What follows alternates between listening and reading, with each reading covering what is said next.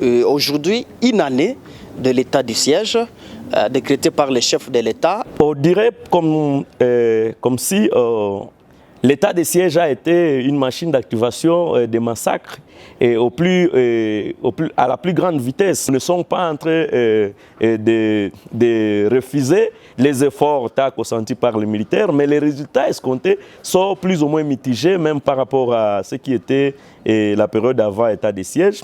Nous disons, est-ce que réellement la mission avait été comprise par les animateurs de l'état de siège, ou alors que la requalification de cet état de siège serait bienvenue, d'autant plus que tout ce que nous attendons comme peuple, c'est le retour de la paix effective dans les zones où nous avons eu à se ravitailler à manger, où nous avons habité, mais qui curieusement aujourd'hui qui sont inaccessibles. Le mandat de commandement soit aussi coordonné à lever ce qu'on peut appeler des superpositions et des pouvoirs, ce qui crée des contre-pouvoirs, un pouvoir qui bloque un autre. Ça veut dire quoi? Les commandements ont été superposés. Quand on amène un gouverneur qui est commandant des opérations, sur le terrain, il y a d'autres commandant des opérations, et le militaire ne sait pas qui écouter, qui suivre. Et pourtant, l'histoire nous renseigne que à l'époque, des commandants des races supérieures, mais qui n'étaient pas trop signifiants.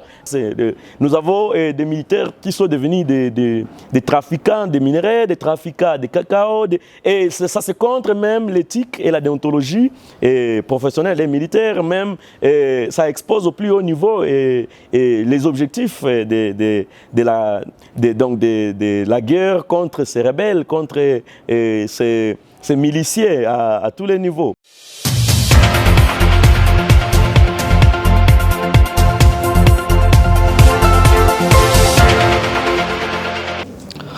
Bonjour chers téléspectateurs de Léon Léo, vous nous suivez de partout dans le monde. Nous sommes à Butembo, à l'est de la RDC. Nous vivons sous l'état de siège. Voilà une année déjà. L'état du siège était décrété par le chef de l'État, Antoine Félix Tshisekedi Tshilombo. Et voilà une année déjà. Et Léon Léo Nord Kivu reçoit M. Baruti. Il est à politique ici à ville de Butembo. Monsieur Tony Baruti, bonjour. Bonjour, monsieur le journaliste. Présentez-vous à nos téléspectateurs de Léon Léo. Je m'appelle de nom Baruti Maliabatou Tony et je suis un acteur politique en ville de Butembo. Je suis membre du RCD KML, le Rassemblement Congolais pour la Démocratie, qui s'engage mouvement de libération de son Excellence l'honorable Antipas Mboussa Nyamwisi. Et je joue un rôle du conseiller politique. Ah oui, vous êtes acteur politique. Aujourd'hui, une année de l'état du siège décrété par le chef de l'État, Antoine Félix Tshisekedi Tshilombo. Quelle est votre appréciation, votre analyse après une année de l'état du siège, donc une année des militaires et policiers au pouvoir ici à l'est de la RDC? Ça a été tout au début à l'annonce de l'état de siège et un espoir pour toute la communauté de l'Est et puis des paix, mais qui étaient soumis à des précarités de sécurité dans la zone de suite à des multiplications des groupes armés, mais aussi des groupes rebelles étrangers, dont les FDLR avec leur multiplicité sous Ngomino et consorts, et aussi de l'autre côté les ZDF Nalu qui sont plus ou moins identifiables aujourd'hui pour un mouvement terroriste, pour leurs alliances ou alors leurs relations avec les El-Shebab.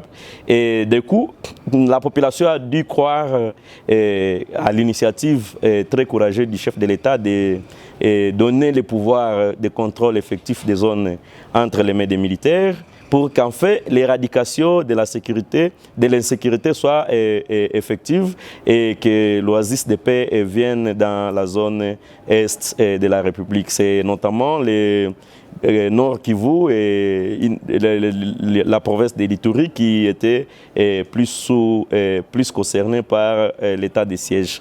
Et alors, aujourd'hui, après une année, nous sommes consternés comprendre que l'état de siège a prouvé des limites, que la population s'est dit carrément, et ils sont essoufflés que peut-être, comme l'état de siège n'a pas produit les nécessaires voulus, il faut rentrer même à l'ancienne gouvernance où les civils prennent les trônes et que les militaires rentrent carrément dans les casernes comme ça, et chacun joue ce rôle, d'autant plus que nous avons vécu plus les actions des administrateurs, maires de villes, bourgmestres et même les gouverneurs militaires, mais qui paraissaient plus être plus administratives que militaires, et pourtant ils avaient le rôle de se charger des opérations, chacun dans son entité respective, pour en fait mener des actions de répression sur les mouvements des rébellions et des milices armées dans la zone.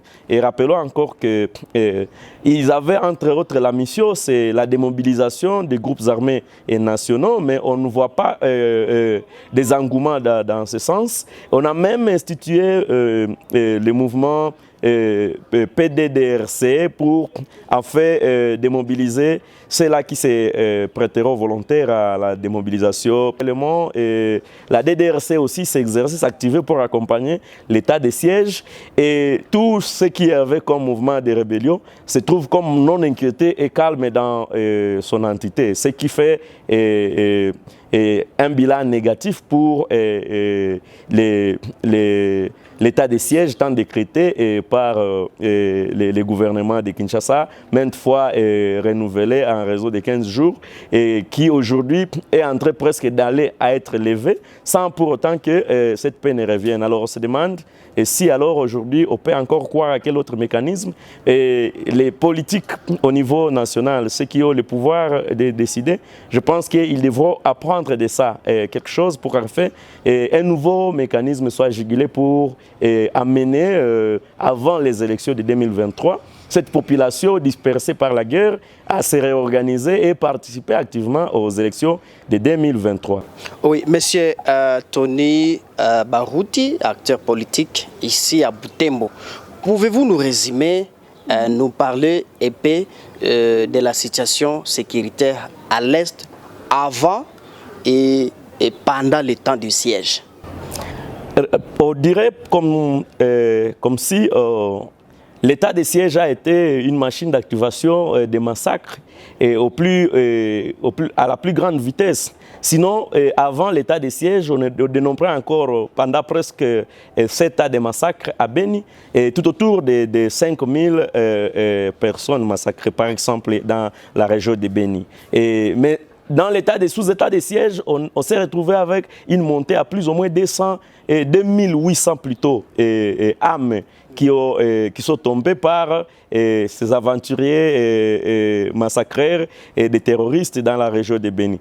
Et pourtant, parmi autres les objectifs de l'état de siège, c'était réprimer, voire dissoudre ces mouvements terroristes ADF et NALU et FDLR qui sont trop actifs dans la zone. Rappelons encore que ce sont des groupes armés étrangers qui sont déportés vers la région du Nord Kivu.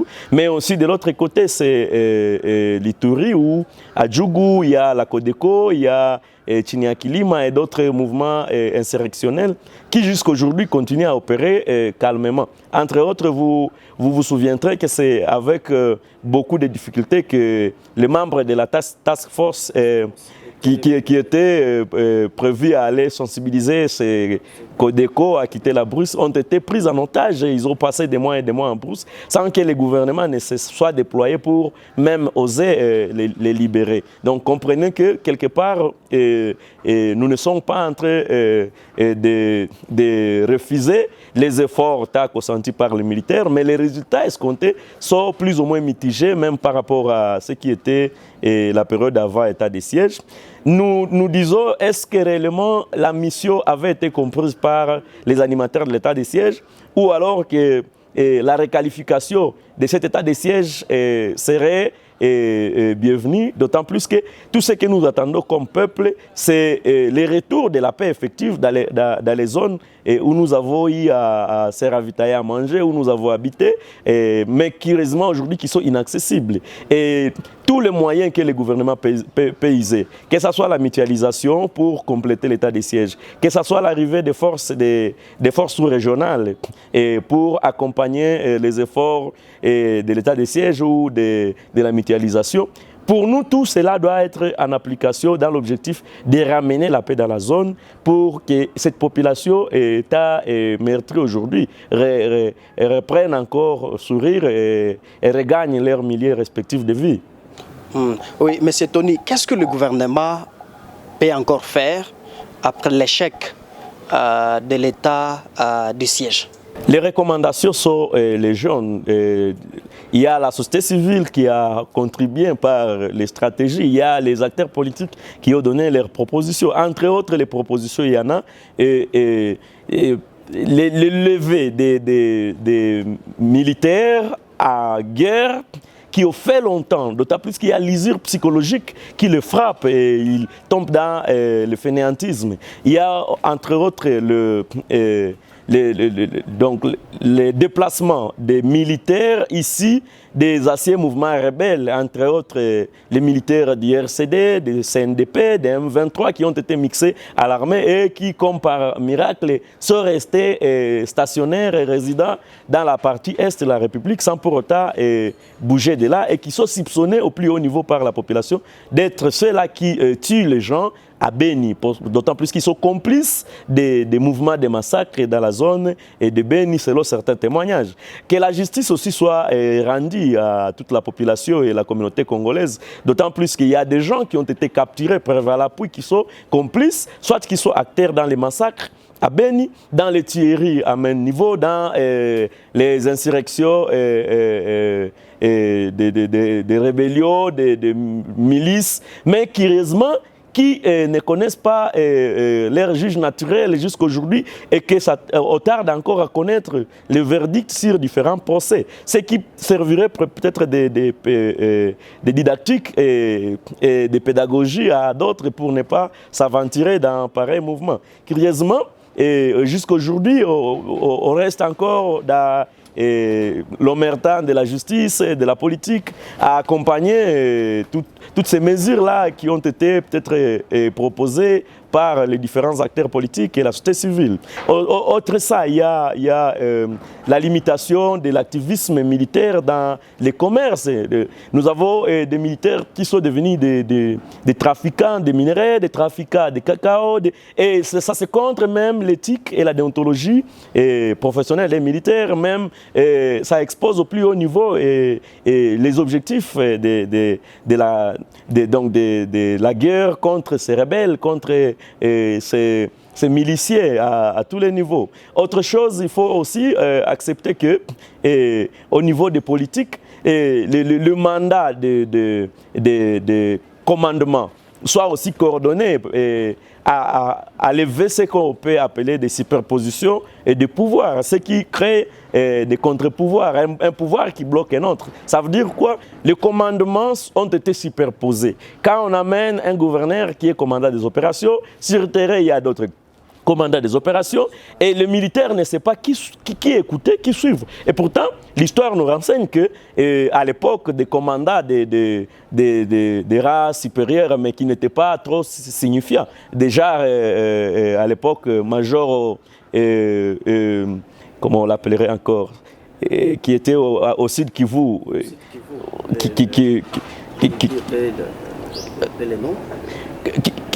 qui a accompagné des troupes au Tchad, et il est revenu avec des résultats, avec un petit nombre de militaires, d'autant plus qu'ils avaient un commandement coordonné et ils étaient soumis à un seul commandement.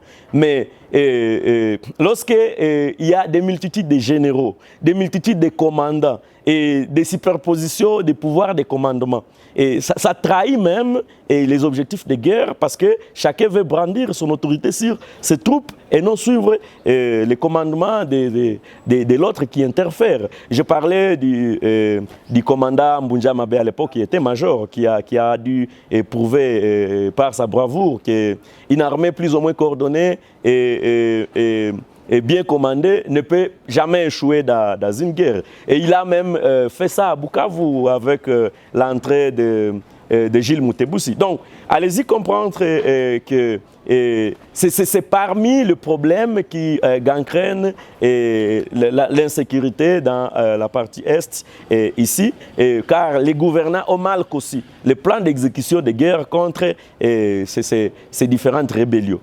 Oui, toujours avec vous, vous venez de nous parler de beaucoup de choses qui se passent ici à l'est de la RDC. Je rappelle aux téléspectateurs que vous êtes Tony Barouti, acteur politique ici en RDC, précisément à Butembo. Vous travaillez dans le RCD et KML du leader Antipassé Mbusa Nyamwisi. Il y a le dialogue qui se passe à Nairobi où le gouvernement a appelé tous les représentants des rebelles, donc qui sécurisent l'est de la RDC. Il y a à peine environ 3 semaines qui sont toujours à Nairobi dans les pourparlers. Monsieur Etoni, il y a Jean-Marie Runiga qui est le représentant du M23 qui est encore à Paris, ici à Rutshuru.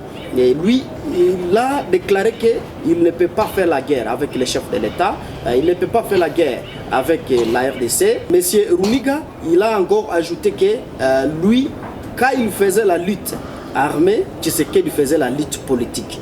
Comment analysez-vous les propos du représentant du M23? Sauf les juger sur certaines antivalences, je pense qu'il a bien exprimé la volonté de son mouvement d'adhérer à la logique actuelle de la pacification du pays, qui constitue d'ailleurs un centre, un pivot à fait de pacification de la zone, d'autant plus que le mouvement M23 est l'un des mouvements les plus importants qui insécurise la zone est de la République, avec la main prolongée bien sûr de certains États voisins, dont on peut citer le Rwanda et bien sûr la complicité peut-être des autres États partenaires à ces mouvements rebelles. Mais curieusement, on constate que la résurgence de la guerre, juste le temps de dialogue, n'a pas connu de motivation claire, et que c'est faire une chose et son contraire. Mais dès alors qu'ils sont disponibles à rejoindre le gouvernement national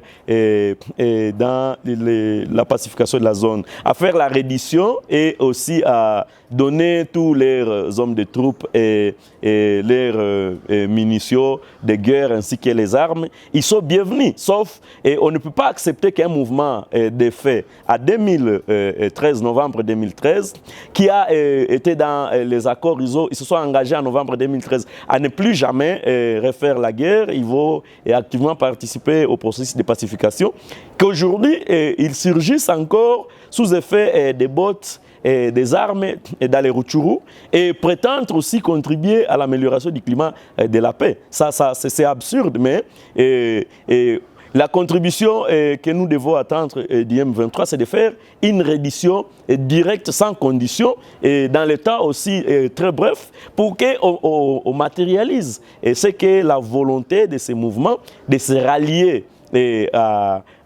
donc à l'activisme des politiques actuelles du pays, pour que nous développions ensemble, qu'on enterre la hache de la guerre, qu'on transforme cet outil et cette machine de guerre à une machine de développement. Ça, je réitère, parce qu'il y a aussi à côté d'autres mouvements insurrectionnels, des rébellions, d'autres mouvements de